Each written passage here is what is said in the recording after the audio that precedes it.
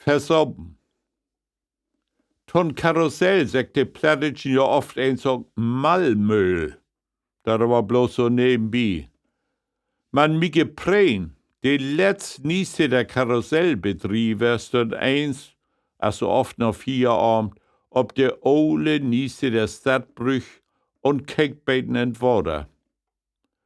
Da köm do ein Fremden an, sicher ein Sommergast, bleef bei ihm stehen und keek auch mit Entworderin. Nur ein Tiet lang, als nix sehen kon, frag he denn, ist doch wat passiert? Sie kiekt ja also lang not Worderin. Mige, ein typischen, fuhlsnutigen Plattütchen, denn dat grund nicht passt, wat er nu auch noch ansnack wär, seht un. Ja, is grad eben ein versobben. Versobben? Hebst du dat söben sehen?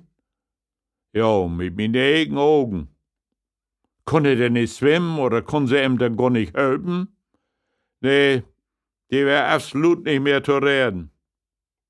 Wo kein wär dat denn? Hebst du ihn kennt? Ja, ich hab ihn heel gut kennt.